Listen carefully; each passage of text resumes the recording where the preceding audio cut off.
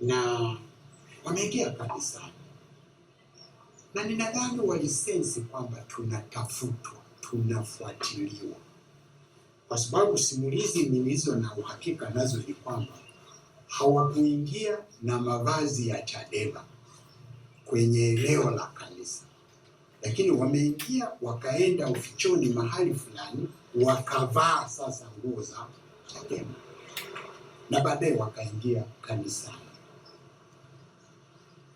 na wameshiriki ibada vizuri tu. Tuna kanuni moja, haturuhusu sana mambo ya siasa yafanyike kanisani, lakini pia wakati mwingine tunaongozwa na busara na hekima ya hali ya juu. Aliongoza ibada siku ile hakusema kabisa kwamba nyinyi mliovaa nguo za ondokeni. Hakusema. Na baadaye nilipomuuliza akasema, mimi sikuwa naona vizuri, niliamini ni chama fulani cha kitume.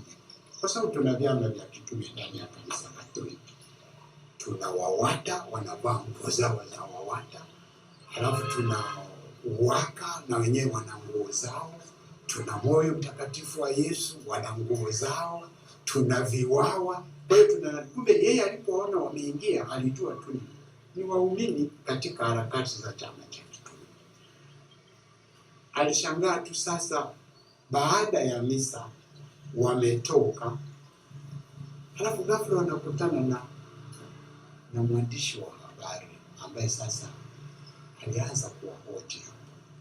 Na bahati nzuri baadhi ya viongozi walei wa parokia wakaona hiki sio kitu cha kawaida, wakamfuata baba paroko,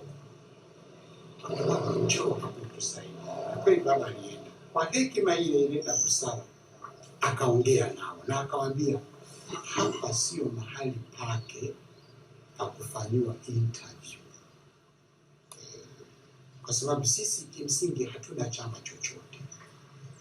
Sisi waumini wetu ni waumini wa vyama mbalimbali, lakini inapotokea katika haja ya kutoa hoja, tuliamini kwamba hoja au malalamiko yoyote yale yanayohusu kisiasa au namna gani yangefanyika kwenye ofisi ambayo ni ya Chadema ama ofisi ya BAWACHA.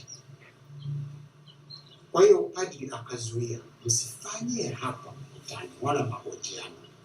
Hapana. Kwa hiyo mimi nikawa nahangaika pia, huyu mwandishi anapatikanaje, aliandaliwa, alijua kwamba kuna BAWACHA ndani huko, alikuja kukava nini na kwa nini akave mambo haya katika eneo la kanisa Katoliki.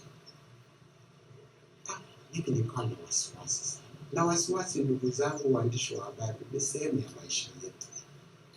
Nikasema hapa ni mikakati gani? Sio kwamba labda ni mikakati ambayo inaandaliwa kutaka kuchanganya, kukorofisha kanisa Katoliki jimbo la Musoma na viongozi wa vyama mbalimbali vya kisiasa na hata na serikali. Mimi nikashawishika, nikasema hili nilirekebisha, kwa sababu limetoka kwenye vyombo vya habari. Hapana, hatukuwa na lengo sisi la kuwapokea BAWACHA. Hapana,